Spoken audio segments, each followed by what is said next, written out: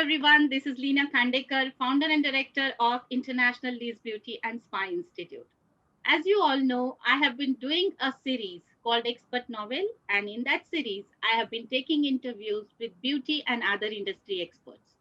The reason behind this is to understand the latest trends, career opportunities in beauty, hair, makeup, nail, and spa field. So, I would like to begin today's interview with a very dynamic and talented personality from beauty and wellness industry, Mr. Biju Nair. So, thank you so much, Biju, for your valuable time today for this interview. It's my pleasure, Lena, to be on your platform and have a conversation with you. Thank you so much, Biju. So, as we all know Mr. Biju Nair, but still, I would like to introduce Mr. Biju Nair to you all. Biju Nair is a co-founder of India's most respected international beauty academy, that is LTA School of Beauty, which is known for international quality education and certificate from international bodies such as CIDESCO, which is from Switzerland, CIPTAC from UK, BTCT from UK, and Pivot Point from USA. So, Biju Nair has the unique distinction of becoming the first ever Indian to be on board of CIDESCO International in its over 70 years of existence. Biju, this is such a proud moment for all of us. And Yes, I believe so. You know, it's a moment for India's moment. yes. And even more commendable is that he has been reappointed through election process to continue as a board member for second term, which speaks well about his acceptance at the world stage as on global citizen. So thank you so much, Biju, once again for your time, your presence today, and we are really excited to know more about you. It will be my pleasure to talk to your audience and make my views available to them. And if it really benefits everybody, I'll be more than happy. Thank you, Biju. So here I would like to start with my first question. We really would like to know which was that one situation in your life where you thought of choosing beauty education field as a career. Lena, far too many people wouldn't be knowing that, I have been an IT person. Hmm. I've been in the IT industry before I joined this beauty industry. I've always been a trainer at heart. Uh, so I always believe that training is my calling. So I have to be in the training space. So after having worked over a decade in an IT industry, doing multiple roles, I had a opportunity to start something new on my own. And if I had to choose one particular area where training can make a difference in people's life, uh, I felt beauty and wellness industry was that one industry which I should be choosing. This was in early 2000, that's 2000, around 2004, when I had to make the decision. And I'm glad when I look at 15, 16 years later, to see how the industry has evolved and how much our contribution has made a difference to people's life. So responding to your question, what was that moment or the point where you have to make a decision? It was around 2004, when I had to start something on our own. I mean, that was inner calling, that we need to do enough of working for others. Now we to start something, create something in the space where, be in the training space where you can bring about transformation in people's life. Okay, and I'm glad I chose this industry. I'm very fortunate to have got an opportunity to bring about a positive change in so many people's life. Met wonderful people like you, which I wouldn't have been able to if I had not chosen this industry. Wow, that's superb. Being an IT professional and coming to this beauty field, and you could see that means the beauty field future in 2004 itself, and how what the technology is changing, everything is changing, and we can see that difference. The earlier days beauty education, and now what is the beauty education. So thank you so much for sharing this to us. And this is, I think, very, very valuable and life-changing moment of yours with us. And growth always lies outside of the comfort zone. That I believe strongly. Absolutely. So, Absolutely. my second question, Biju, what was that challenging moment in your life and how did you overcome it? Uh, while I was working for an organization, it was a very extremely comfortable environment. There is, what you know the task, you know what is expected out of you. You've been directed by somebody and so on. But moment I switched over to this organization or founded this organization, which is LTA, you would I mean I it was completely different zone. I really don't know where to start. Mm, It had to, because not too many people used to invest in learning beauty. What I found around in the initial stage was people don't go to an institute to learn. mm, People would learn beauty in a parlor. yeah. So they would go to a parlor and ask the lady there or whoever is owning, saying that I would like to learn. So it's typically how an electrician learns his skills or how a carpenter learns his or her skills. They don't go to a school. So they join a senior carpenter, they join a senior electrician, okay, and while working, they pick up the skills, and that's how they go about. Similarly, in beauty also, people would used to go to a salon, okay, and say, okay, let me be a helper, okay, and also learn something. They used to learn something, how things are being done, and then do. So there were institutes, okay, like Maya Paranspe's Institute Center, but they were far and few at Mm, that time. And people would not flock in hundreds and thousands to go to it was not an aspirational role. So my challenge at that time was, how do you make the beauty education aspirational? How do you ensure, or how do you try and convince people who are at a little better strata of society to send their son or daughter into the field of beauty? Because until then, I've seen that beauty was a field of people who would feel, okay, you can't do anything else in life, so you do beauty. At least you mm, will survive. Your yeah. survival money is taken care of. Okay, and that's not the space we would like to operate. They said we would like to operate in a space where they would make beauty as a first choice, not beauty as the last choice in life. That was my challenge.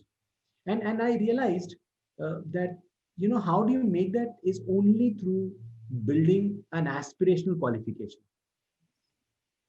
So why is IIT or why is IIM, okay, or it's so reputed, is because the quality of education Mm, which you get, and what it brings about, and it becomes an automatic passport for a better life. absolutely. Similarly, if we have to do something in beauty, we have to first build an aspirational qualification. Once an aspirational qualification is there, and the person transforms from a beautician to a cosmetologist, okay, then suddenly you become very respectable. Mm, People around you will come around you saying for consulting, saying, yeah. oh, I've got an acne, what do I do? Okay, Mm, I've got this kind of skin, what do I do? mm, So they would feel like, you're very next to the dermatologist. Cosmetologists become next to a dermatologist, and so on. So that was the challenging moment for me to make a decision on mm, how do you bring about a respect for this particular industry. How do you build a respect or make this industry a very aspirational industry? And that's precisely what our attempt had been. mm, When we got this international alliances, when we got this type, and we popularized it. mm, It's not that it was not existing; it was existing. Okay, but what our attempt was to popularize it. Okay, mm, was to spread awareness about it. Okay, and make it as the thing to go for. Don't be just skilled, mm, be qualified, be knowledgeable. So those are the three building blocks which we have to do. Skill, you should be top of the game. mm, And knowledge, okay, you should be a knowledgeable, skilled person, okay, or it could be plus add to that the qualification. Many a time when I talk to people, I say that those were the 10 days 10 years earlier. When I used to talk to people, I used to say that, you know very few people who use the hand skills are respected. mm, People who use the hand to do the work, okay, are not respected. Okay, but I can give you one example of people who use the hand skills and are respected. Well, a surgeon yes. That's use the hand skill also, Okay, but they're respected. So what's the difference? The difference is the knowledge, okay, and the qualification. That makes a difference. Hence, even if you are in a profession where you are using your hands, you can still get respect, provided if you add knowledge to your skills and add qualifications to both this, and that becomes the game which you should be in. And that that I, we had to overcome that challenge, and we managed to do that over a period of time. Yes. And I am sure it needs a consistent effort. Without that consistency, I don't think so it is possible. And I could really really imagine, because you know that typical word earlier, and I think even today in few areas, it's parlor wali. So the, because the percentage of women working in this field is more, that's why the word parlor wali. But now we can see the designation hairdresser, then the cosmetologist, even aesthetician. So these are the standard words, and the position has been uplifted. So I can really imagine how tough time that was. And in spite of the challenges, you always have kept the show going on. And I must say, with all the occupied your space and amplified it. So here we have, everyone, another one such an extremely inspiring story which we are hearing from you, and I'm sure it is giving us the belief that no matter how much one struggle, your struggle makes your magic. So thank you so much, Biju, for giving this insight to us. And how do you manage your time? This is a very important question, because you are married, you have family, you have your business, so many branches, you are a Cedesco board member. So I really want to know, how do you manage your time? Actually, it's not a challenging. I don't feel it's a much of a challenge, honestly, because when you love your work, Hmm. okay, then you don't go for work. You're having a holiday every day. Okay, Okay. and honestly, the kind of work which we are in, the scope of work which we operate, plus we have a strategy to go ahead and all that kind of thing. So A is there is you don't operate. When do you find a challenge of time? You find a challenge of time when you compartmentalize. Yeah. When you compartmentalize and say that this is my personal time, okay, this is my professional time, okay, and I will switch off at this time and switch on at this time. And if that doesn't get fulfilled, is where you feel uncomfortable. Hmm. You decided that you need to work from 9 o'clock to, let's say, for example, evening 7 o'clock. You say that's the only time which is available. Okay, after that and before that is your personal time and your family time. I mean, if that's how you divide, for Hmm. example, then if you do not finish your work by 7, you feel really stressed out, and that stress shows in your family, in your work, everything get mixed up. Hmm. So, A, firstly, you should not be in a struggle mode. You Hmm. should not be struggling to do things. You prioritize your work. These are the high priority items. You must get it out of your system. You must get it completed. Things which you cannot get completed on your own, okay, you need to find people whom you can delegate to. So if you have mastered the art, okay, of prioritizing, if you have mastered the art of delegating and reviewing, you will find that any number of work you can do, okay, without any stress. You can be playing football, you can be watching IPL, but at the same time the work is happening.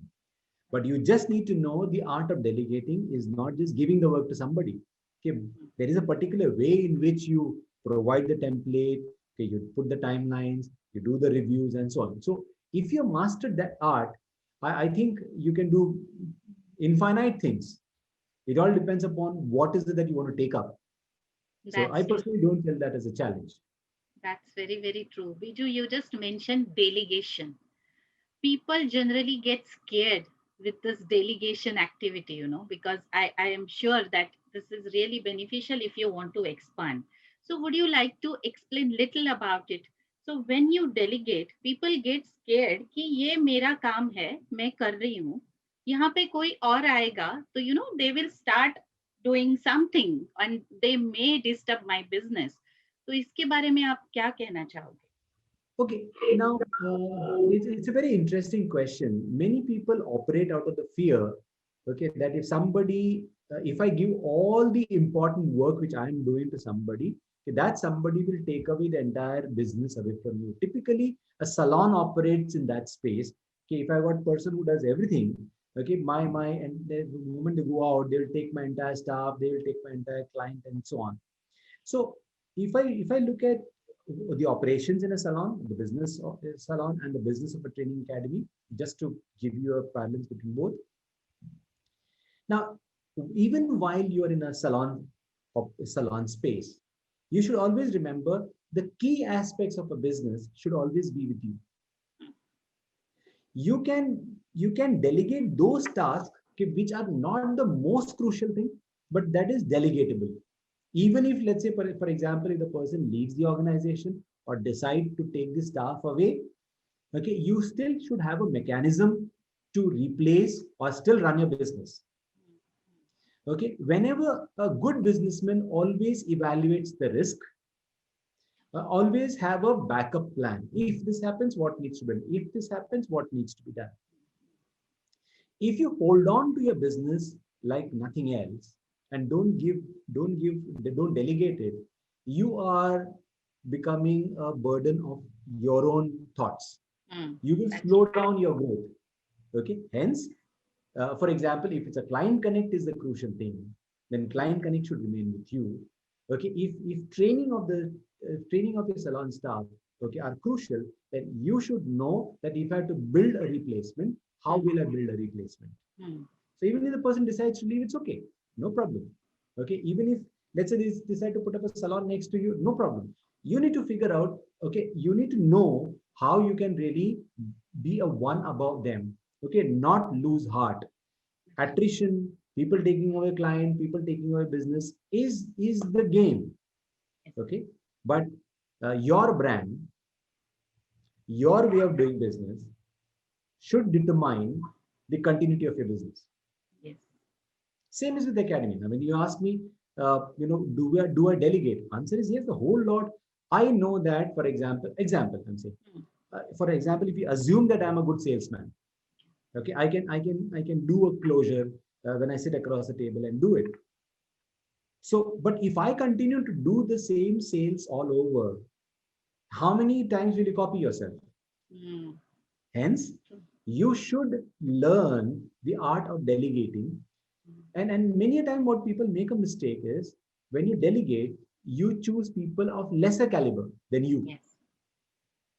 The person should not be more intelligent than me. The person should not be more capable than me. They're more capable, they not listen to me. That's They will right. have their own ideas and their own way of doing things. But that's not how a good businessman should operate. That's right. They should always choose people who are competent, capable, skilled, dedicated, and all those things which you want in that person. Even if it means the person is more capable than you, don't worry. Mm. You should find a way to keep them motivated and keep them with you. If you're able to do that, then there is no worry of the person taking over you and so on. Again, remember, as I said, the key aspects of your business still should remain with you. Delegation does not mean you give it to everybody and then go to Goa, okay, and spend your 6 months of your time and then business will happen. No, no, no, that's not delegation. Delegation is a particular format in which you have a competent, you have a capable people who has the template of working. They may apply their own brain, it's okay, but there is a proper review mechanism, okay, which has to be in place. If you operate a business out of fear, you will never grow. Absolutely. I mean, that is what one thing which I would like to, tell everybody. Don't operate your business out of fear. Mm. Operate your business out of your competence, okay, and your capability. Have faith in your brand. Have faith in your team. Have faith in that. Nobody can replicate what you're doing. They can copy the brand. They can copy the syllabus. They can copy the salon format. But that's always remains a copy. Yes. It can never be you. It cannot be your brand, your way of doing business. That's marvelous, Biju. And I think this has been so inspiring and gives us a lot of motivation and to keep growing ourselves and manage time no matter what come may. And if we do it consistently, as Biju Nair has explained to us, I think this is a key factor which we really have to follow. Biju, my next question to you is, we are working in education, so would you like to advise people when they want to choose beauty field as a career, or why people should choose beauty field as a career prospect? Interesting question. This question I had asked myself in 2004.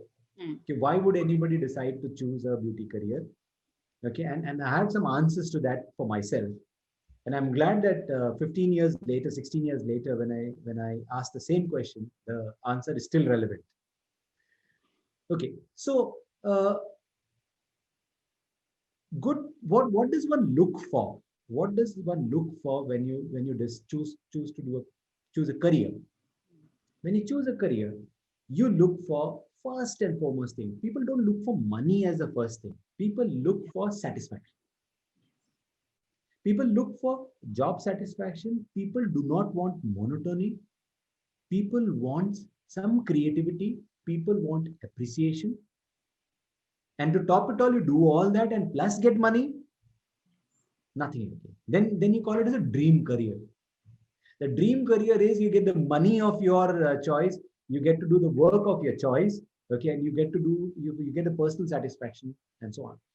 In beauty, the good part is you get to interact with people from all strata. Even if you're a judge in a court, if you're a medical doctor, if you're a lawyer, if you're a chartered accountant, if you're a auto rickshaw driver, whatever may be your scope of work or what you do and so on, you all have to use your salon. In lockdown, everybody has realized they wanted to be a self barber, they Yes. wanted to be a self beautician, and then how bad they have done the job of them. Hmm. So they realize, oh no, this is a specialist job, so you have Hmm. to go to salon to get your things done. Right. So A is you get a chance that 45 minutes to 1 hour which you spend with your client, Hmm. okay, it is so worthwhile. You Hmm. get to learn from every interaction. Absolutely.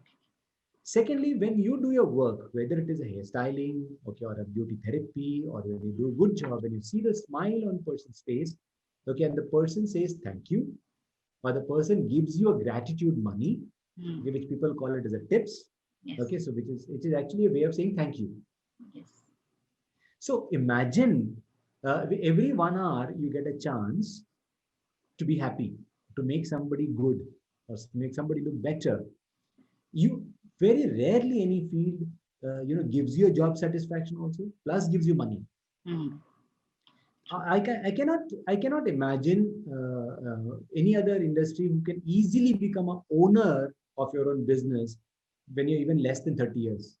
Hmm. Today there are business owners who are in 20s Yes. from this industry. I can't think of any other industry which can so easily give you an opportunity. And who are your clients? Everybody. If this country is 1.3 billion population, all 1.3 billion population, okay, at one point of time would need, unless the entire hair disappears and whatever, Yeah. they don't go to a salon for doing work. But otherwise, uh, this market is growing, this industry is growing. So Hmm. why should somebody, responding to your question, why should somebody choose this industry to become a beauty therapist or a hairdresser or a makeup artist? Many reasons. Okay. Yeah. Earlier, what was missing? So A, it gives you personal satisfaction. B, it gives you money. C, it gives you freedom to Yes. choose your time. Okay, Yeah. if you at a later stage decide that I don't want to work 9 hours, 10 hours, I just need to choose those 4 hours I need to work because I need to manage my family. You can still do it. You Hmm. can still work. Not too many business allows you that kind of option or a flexibility. What is Absolutely. missing all this while, okay, was the respect Hmm. Hmm. for the profession, which in the recent times, even that has come in. So, are Hmm. you a celebrity artist? Yes. Are you the one who is very knowledgeable and detailed and can explain why a particular condition exists? Okay, and Hmm. how you're going to solve it? If you can explain to somebody why a particular condition exists, okay, and what is it that can make it you can do to rectify it, which means that confidence or the trust of the client is automatically onto you because then you become a very knowledgeable and a very respectable. Absolutely. So That's true, Biju. that's my take on why you should choose. 100 times if you ask this question, what industry should anybody choose? First, number one choice would be the beauty Beauty and wellness industry. industry.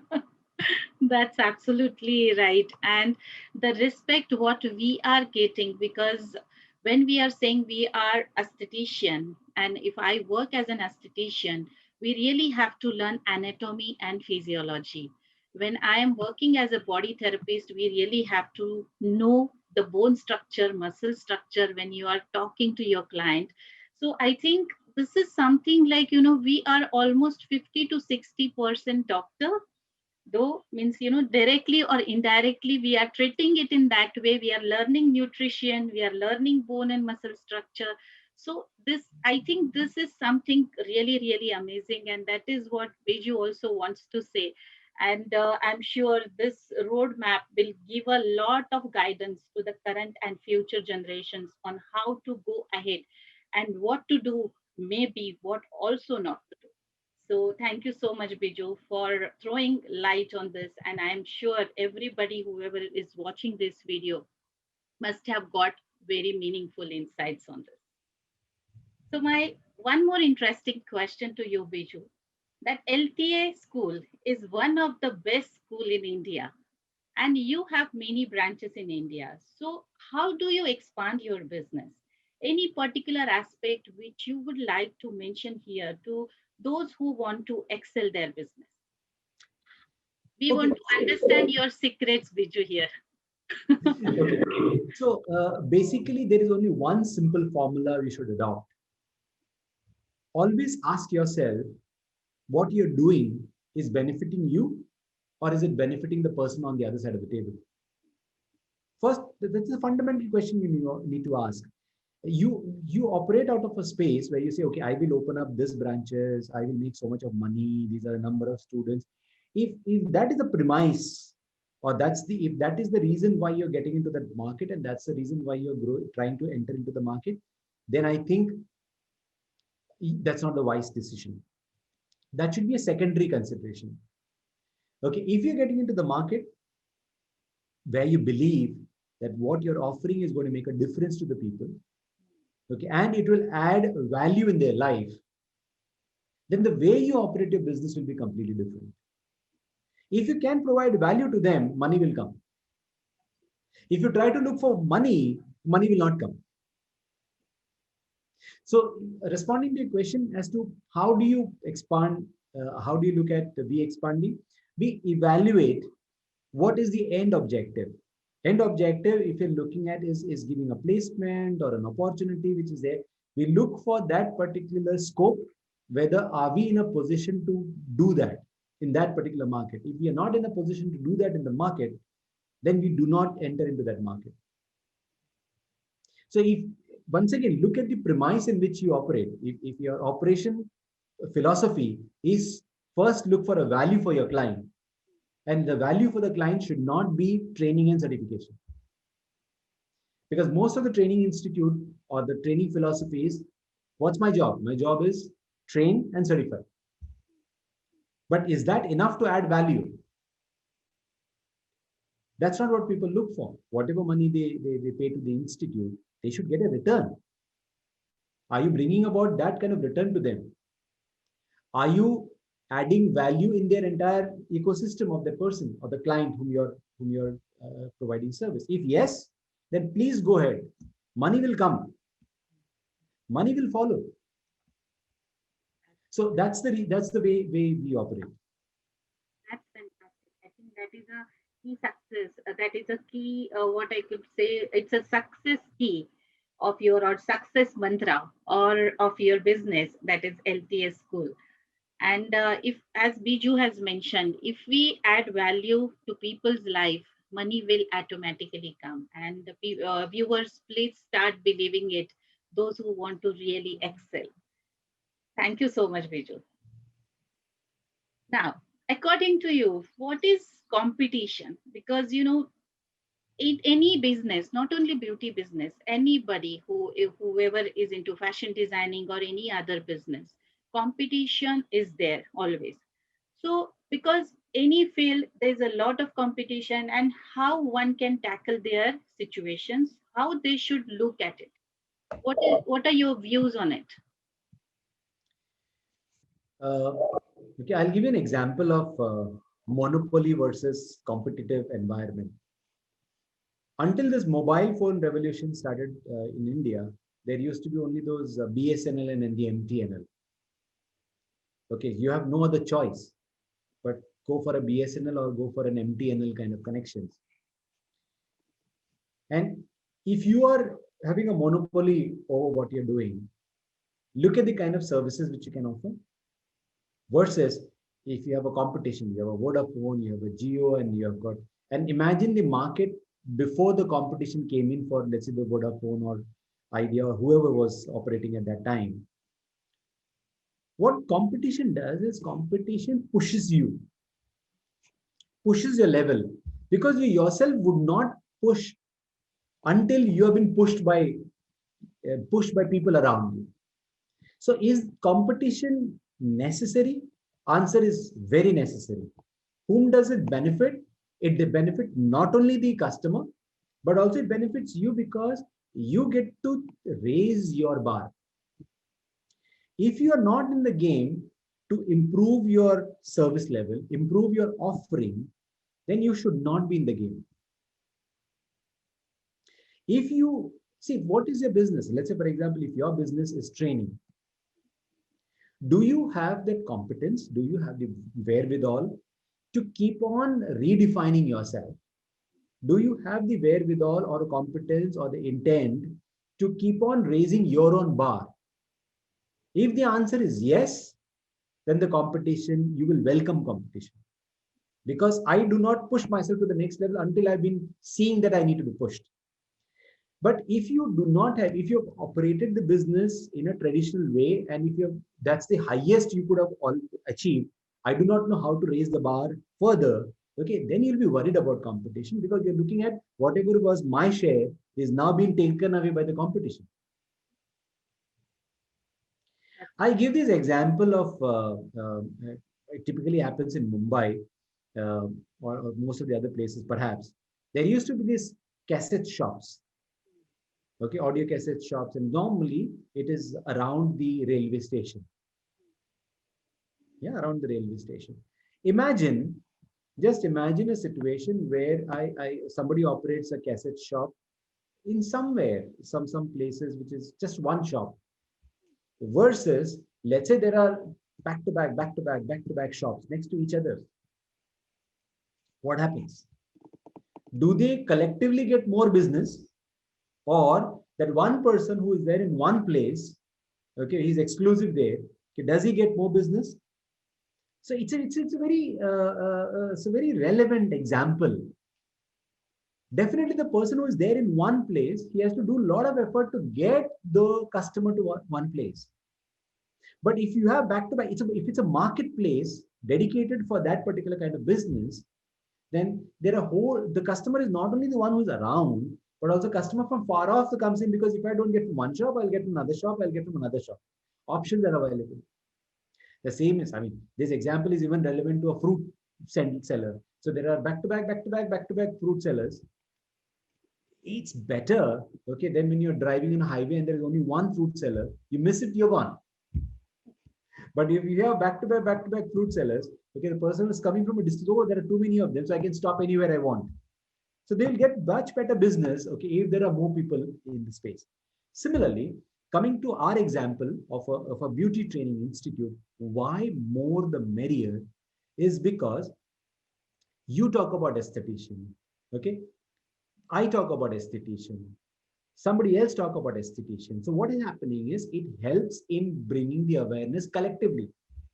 So the responsibility of making a noise saying that this is an industry which is vibrant, which is lifelong and highly potential and so on. Okay, there's a limit to which one particular institute or one particular unit can talk about.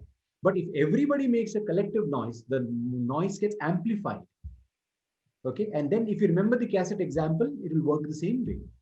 People will have one choice, second choice, third choice. Of course, what you need to do is you need to create a differentiator.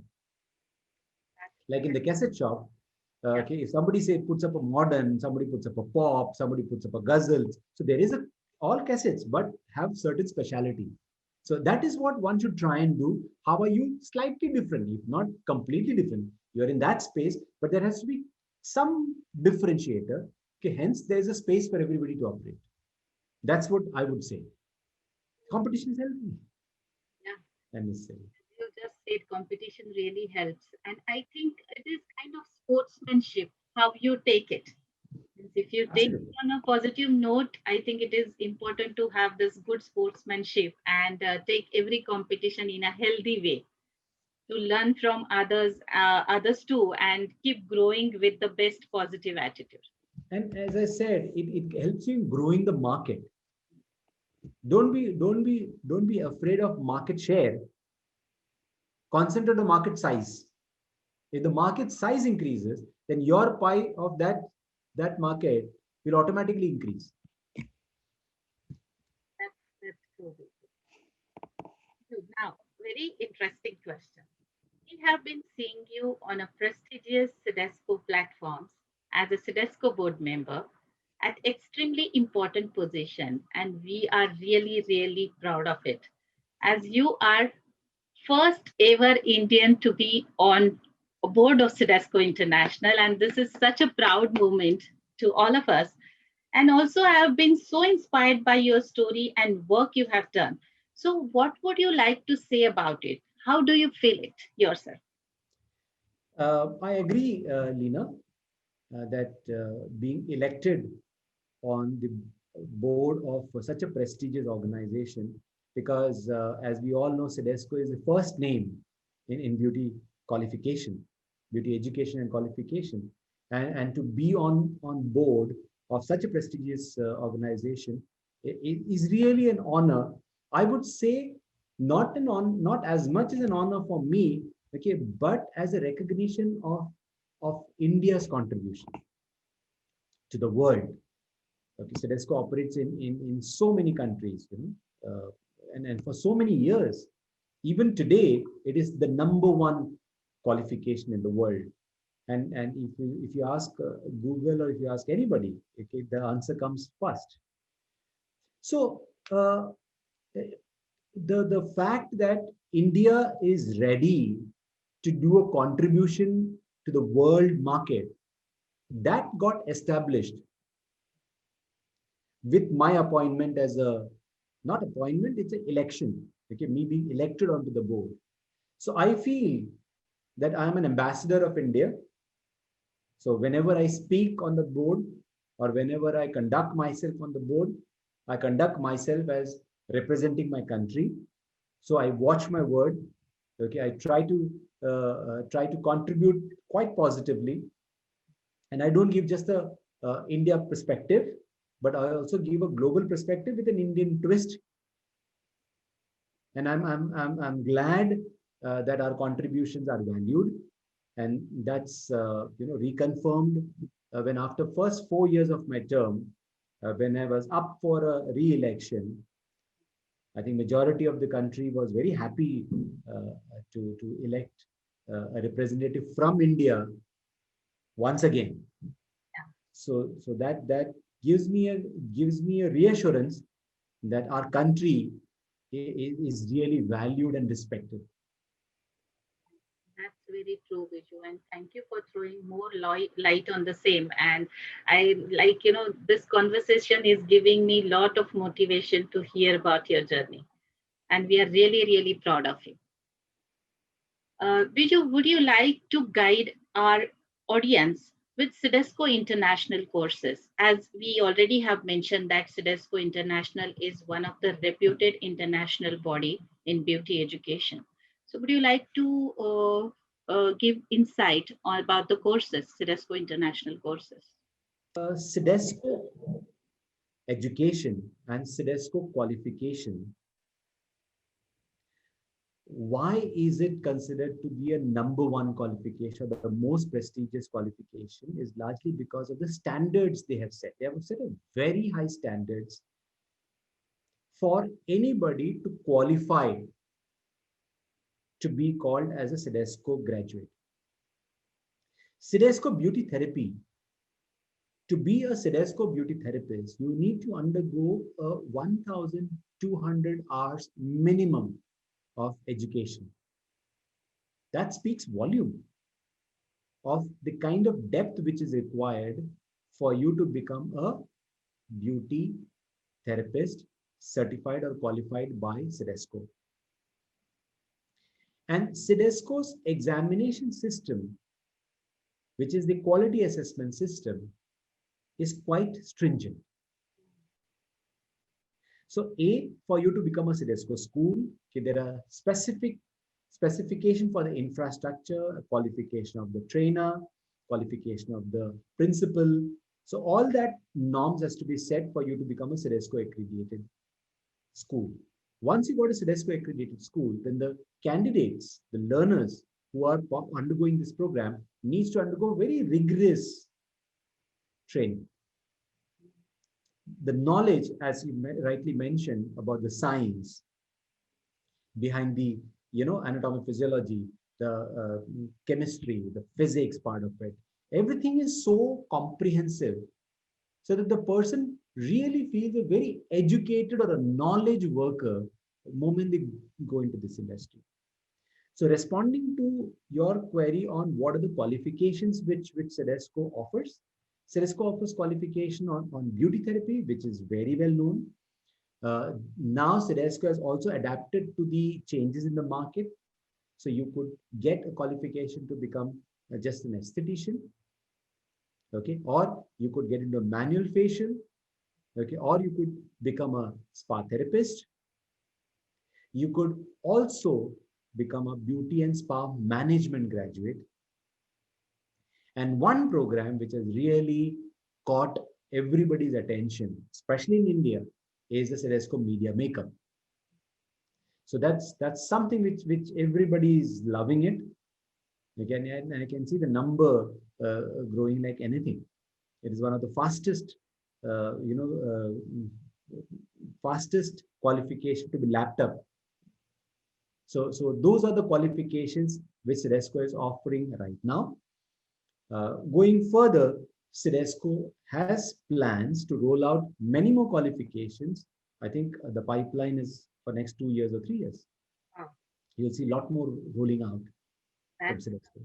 that's amazing. And I think whoever really wish to come into beauty, means whoever wish to take beauty field as a career, one must apply for Sidesco qualifications. It is the highest standard qualification. Thank you so much, Biju. So looking at the number of Sidesco schools which are coming up globally in India and globally also in India, so do you think that we should have separate placement section for Sidesco past candidates? So placement is something which every school, irrespective of whether you have a Sidesco or whether you have a non-Sidesco, one should always focus on, because that's the key value which you provide to your learners.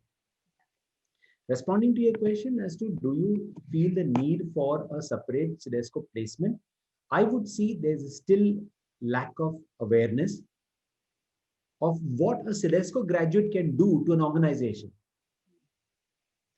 Now, once an employer gets to know what a Sidesco graduate can bring to your organization, then definitely they will value this person differently. They will start offering a premium. So definitely a awareness campaign of what a Sidesco qualification means and how does it bring about a value to the employer, value to the client, has to be explained or has to be brought about into the industry. So I may not put my finger onto the points and have a placement cell or something, but definitely a huge awareness campaign is required. A, amongst the prospective employers. B, among the prospective clients of the salons. So they know that if you're treated by a Sidesco graduate, you are in safe hands. Safer hands, I would say. I mean, I do not want to discredit others by saying that only with the CDSCO graduates you are safe. I'm not saying that, but you will be definitely in a more qualified professional who is looking after your skin and looking after your treatments. Important observation what you have come across, and you really have explained it well to us. And I'm sure the schools, even whoever is offering CDSCO courses and those students who are applying for CDSCO qualification must get this awareness done. Thank you so much, Biju, for throwing light on this. So, as an entrepreneur, how you have tackled this economical situation which we all are facing due to this pandemic, and would you like to advise any key factors to overcome this situation? What everybody has gone through in the last 5 to 6 months is definitely event of decades, probably once in 10, 20 years. Uh, but something like this has been, it's an event of a century. So everybody goes through a cycle, okay, of challenges and ups and so on. But this has been really an exceptional and an extraordinary situation. But such extraordinary situation brings out a true metal of a person, of a industry operator, industry leader. What is it that you should do? Now, obviously, survival is the name of the game. If if if an industry is able to survive through this situation, then they can look at thriving.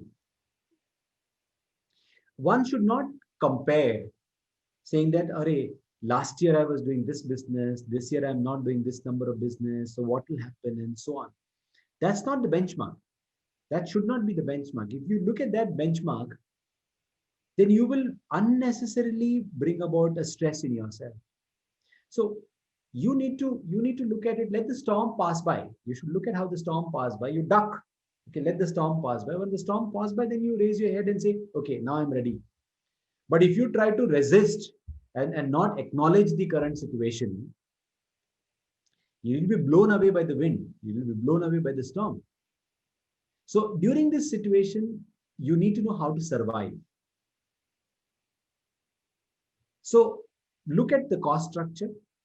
Obviously, it's a general knowledge that your rental, your staff salaries are the two most fixed cost structure.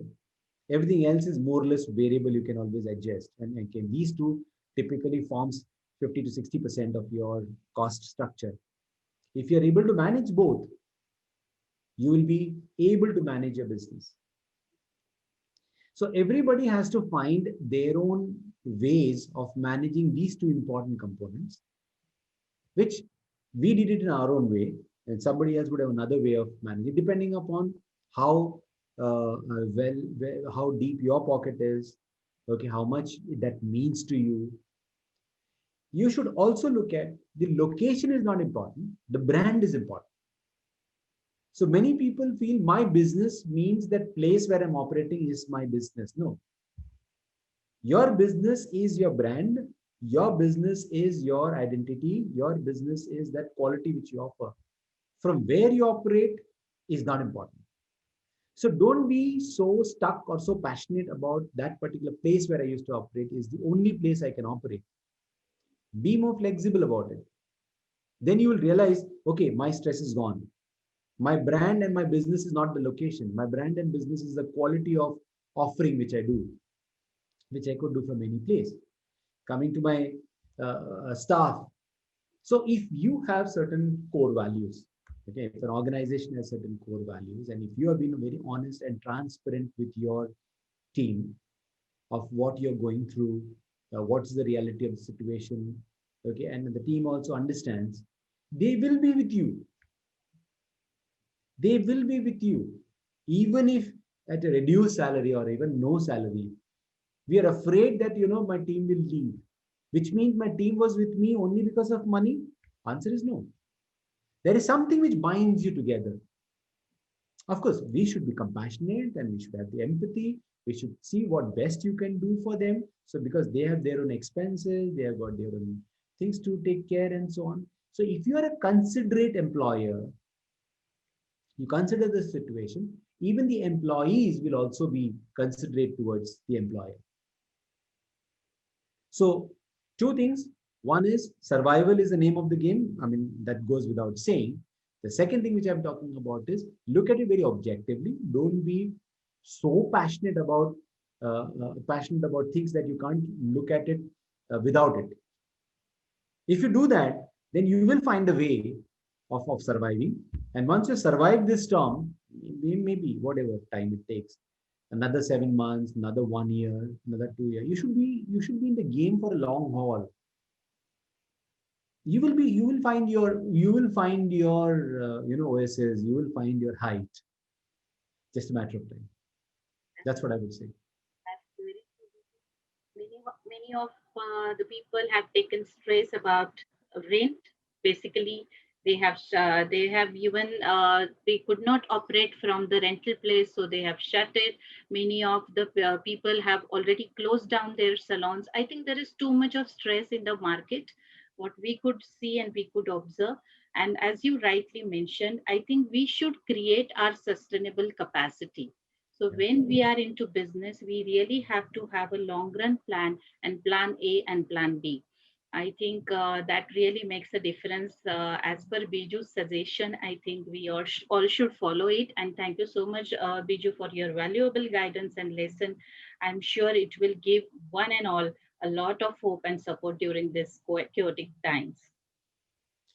So, Maybe I can add one more point to what we just discussed is one should be ready to adapt it to a new form of business. Like when you mentioned, people had to give up the rent, give up the place, and so on, and they're very stressed out and so on. There's no need for stress because if you create stress, you will not be able to think rationally. Like for example, if you look at the earlier ways of how the photographs were taken, so you have a photographer, they need to do a printing, then there's a reel that needs to be developed, and so on. So when the digital photography came in, okay, the earlier format of doing photography is gone. Okay, then when the mobile phones started to become more sophisticated, okay, then those camera went out of fashion and out of business. Similarly, this is a time when the way you do your business can also possibly change. Maybe what was required in the past is no longer required in the future. So we need to think and evaluate as well.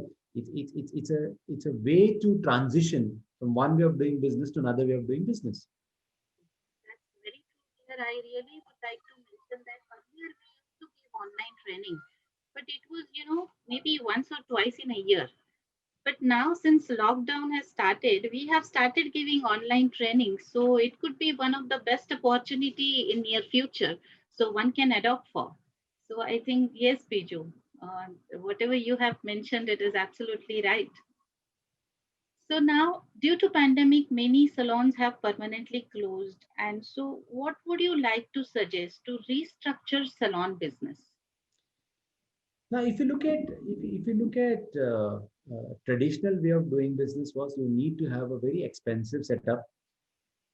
That used to be the major component that you decorated the whole salon, okay, and then you pay a rent because you need to be in a particular place. We should look at possibly how you can operate, even because what is important is service and second is the environment. In a salon, typically is the quality of the service and the quality of environment which you give.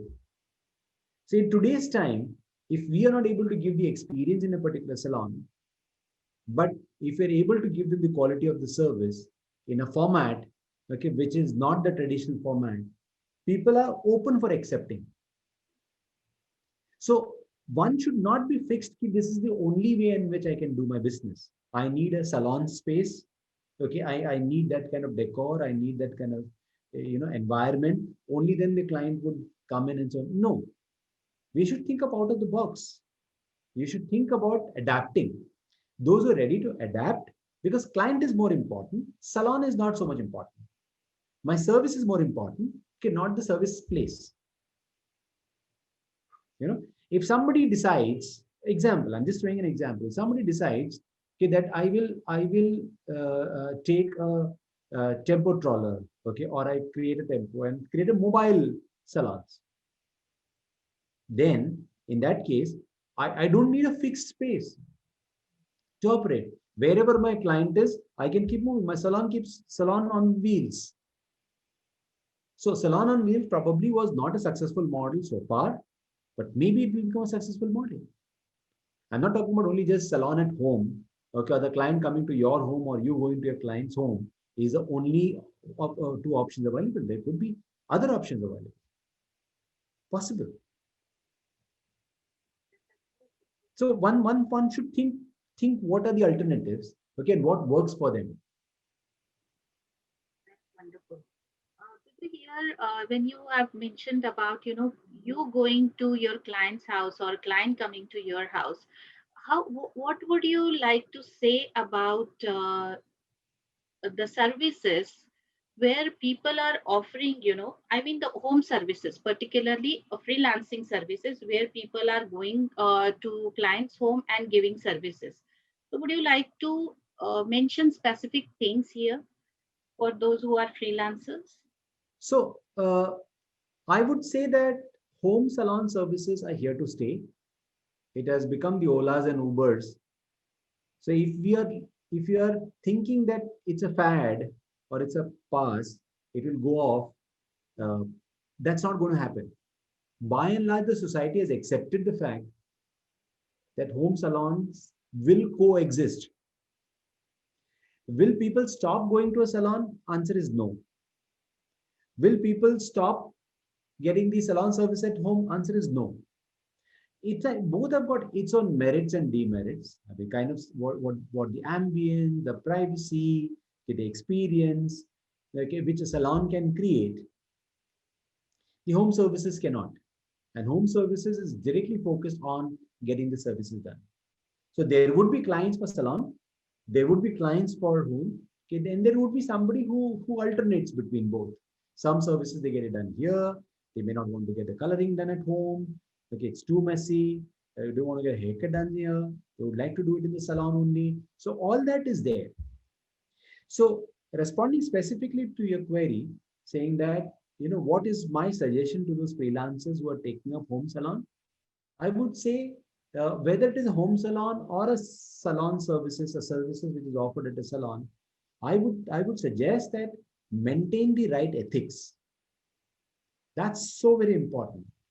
Never get into doing a shortcuts, because in a salon there is a supervisor. Okay, there is somebody who monitors how you're doing it. Okay, there's a way by which you can get an instant feedback and not a feedback and so on. But in a home salon, nobody knows how what you've offered and how you've offered and so on. And there's nobody to see unless somebody gives a feedback, okay, which we do not know, depends upon how much the client has understood the level of services and so on.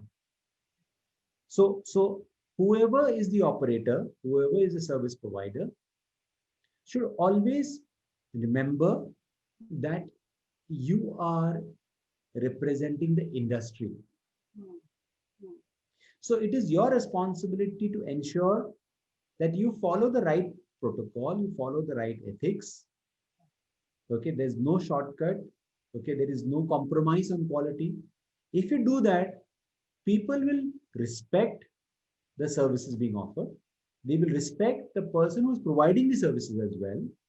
If more and more people talk good about the services which are being offered, you would realize that there are more people who wants to start taking salon service. Earlier, okay, let's say for example, if it is only a lady who's between, let's say 25 to let's say 45, are the one who used to spend money, okay, in the salon and for the salon services. The other one who spends more money. The people who are lesser age probably spend on lesser services, probably, I'm saying. And people who are at a higher age can probably spend lesser. Okay, अब क्या करना है? I'm already 55, 60 and so on. Exceptions are there, but they will say करना नहीं है. But moment they see that these operators or the service providers are doing an extremely good job and it's making a difference to them, okay, and I feel very comfortable getting my services done, you would find that there are more and more people who would join or start investing in salon services to take services for themselves. They will actually, probably nudge the male counterparts to also take the services so they can become a better groomed and so on. So all that is something which you can contribute to the industry, and the responsibility remains with that person or the individual who goes to home, okay, saying that your job is not only to provide this service but also be an ambassador of a professional from this industry, okay, looking at your conduct, okay, looking at your work ethics, okay, people should say, I salute such people, such high quality standards, such professional ethics they have, okay, and they talk nice about it. That's true.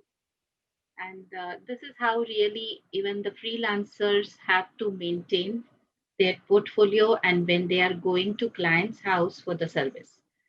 So the way this year has turned out has been so unexpected and challenging for everyone, and every person has faced hardships in their own ways. So the way to come out of this would, I think, be along with a lot of hope and belief. So thank you so much, Biju, for your valuable advice. So last but not the least, what would you like to say our audience today? uh, I don't want to make it as a cliche kind of thing, but I would say that, you know, you are tested. These are testing times. Always trust, always trust that the universe is not against you. Many people believe that मेरे साथ ये क्यों हो रहा है, why is it happening to me, and what will happen and so on.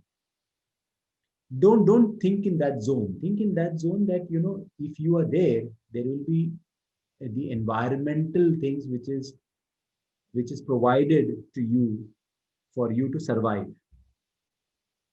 So if you have faith in the universe, don't be disappointed. You are disappointed because you have set a benchmark for yourself, and then that benchmark is not reached. Okay, hence you're disappointed. But who sets the benchmark? You set the benchmark.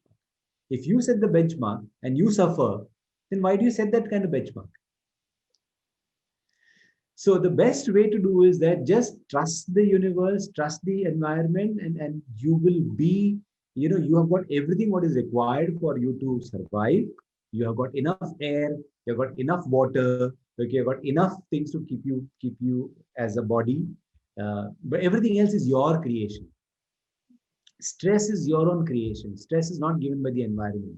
Stress is your own creation because you had expected the house to be of that much. You had expected your vehicle to be so much. You expected the EMI to be so much.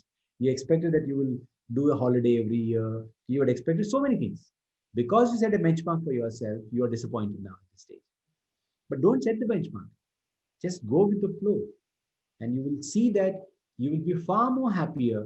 You will know how to be minimalistic. Okay, you will know that suddenly you realize that you are wasting so much of resources. So many years you've been wasting so much of resources. Now I can do with much lesser. So it's an opportunity to do a correction. It's like when a person who is obese can go for a bariatric surgery. So what do? You cut the fat. Okay, so this is a fat cutting moment for us in life. So the nature has done the bariatric surgery for us. So so be strong, be happy, don't worry. Okay, these are all waves. Okay, and this wave, just like there's a trough and the crest. Okay, if you're going to the trough, the crest will come. Okay, it's a cycle. So Absolutely. And this is how we really have to look at this situation and have positive approach towards your thought process, and don't set the benchmark. As Biju rightly mentioned, go with the flow. And the young generation is eager to learn and is our future. So I'm glad you could share all your expertise with years of experience and to help them guide towards their journey, Biju. And I believe one should know the goal, vision, and keep walking towards it with perseverance, no matter how many hurdles you face, or because every hurdle struggle makes you stronger and better in life. So thank you so much for all your guidance, Viju. And this is the guidance which you have given is very, very valuable for us. I would just add to whatever you said. Yes. Although we set the goal, okay, and goal is required for us to be focused, in which direction you're going. But important is to love the journey. In the process, what happens is when you set a goal and if you don't reach the goal, you become disappointed. But if you enjoy the journey or enjoy the process of reaching towards the goal, so even if the goal takes a little longer for you to reach or the goal has shifted, but the process that you enjoyed, okay, makes your next lap of your journey more enjoyable and pleasurable. So again, goal is necessary, but let the goal not bring stress onto you. That's what I would say. True. And we really want to have a stressless life, means, no stress at all life. Absolutely, it is not possible, but you must learn how to manage your stress.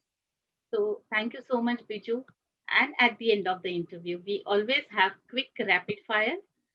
So I would like to ask you few questions which I already have it in mind. So can I start with it? Sure. I hope I don't require a bulletproof because you're going to fire and it's going to be rapid fire.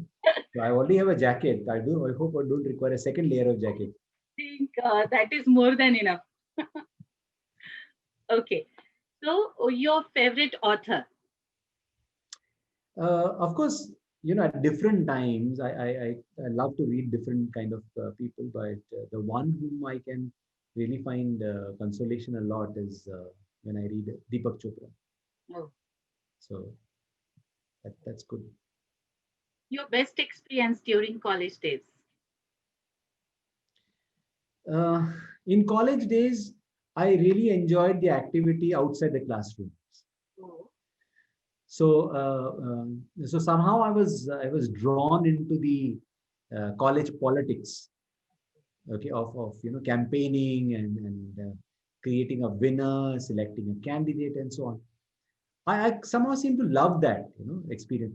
If I look at all my years of college, what is that one particular aspect of a college which I enjoyed the most? I think the whole politics and the process of politics is something which I had never experienced before. So that's quite etched in my mind.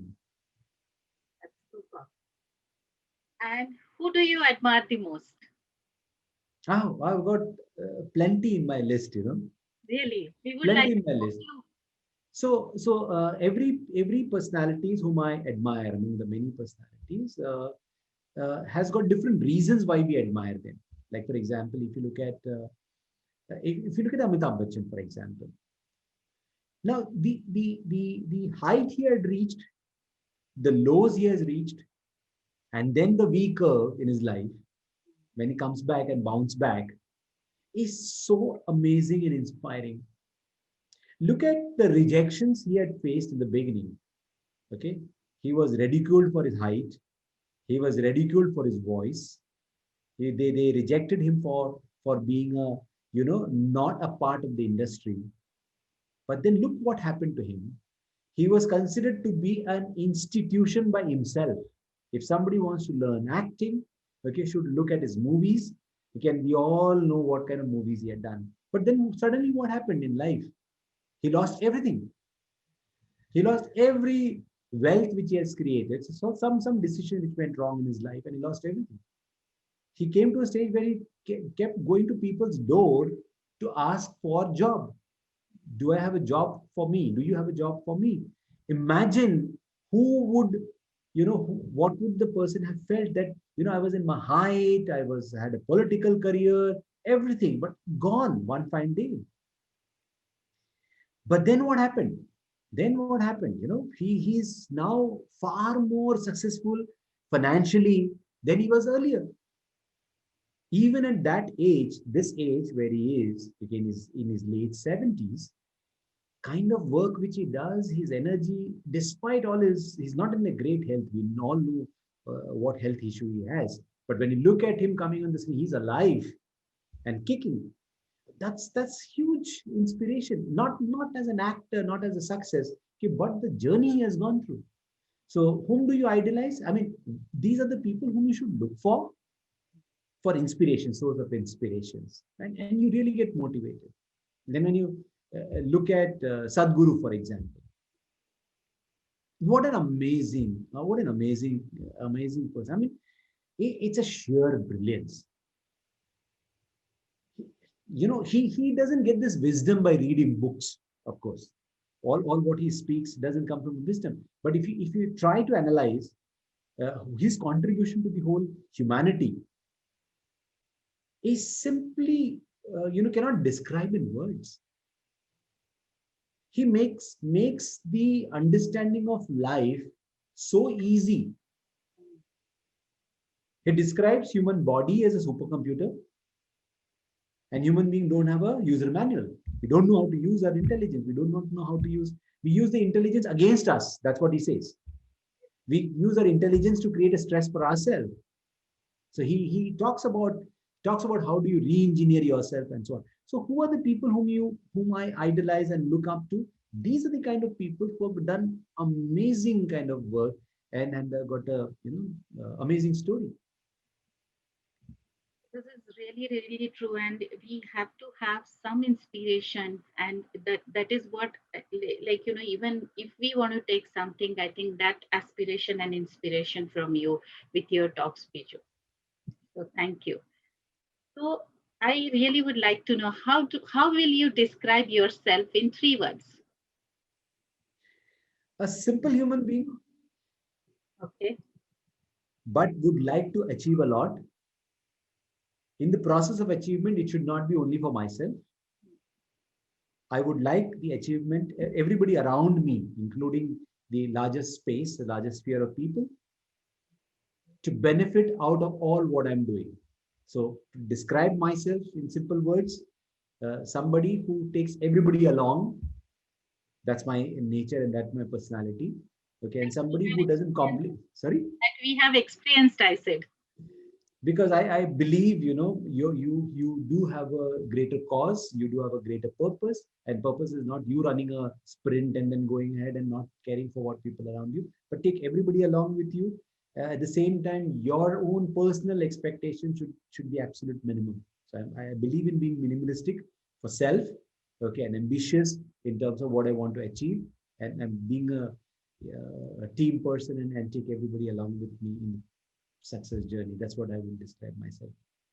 And I believe that a true leader has all these qualities, and what we can see in Biju, definitely. So, Biju, I really had a wonderful time, and thank you so much. I really, really would like to say it. This thank you is from bottom of my heart, and I'm sure all the viewers watching this live must have got very good insights and guidelines. So, thank you once again. Thank you, Lena. It was my pleasure to talk to you, and hope uh, we are able to bring hopes, uh, inspirations, and motivations to lead one's life, okay, or look forward to things in future. So thank you so much, Lena, for giving me this opportunity, and Thank you. it's been my absolute pleasure talking Thank to you. Thank you once again. Thank you, everyone. You all are amazing. Stay tuned with us for the next interview coming soon. So take care. And if you have any questions, you can always send us on the details given below. So please like, comment, and share this video. Thank you, Biju. Thank you once again. Thank you, Lena. Thank you all. Bye bye. Bye bye, everyone.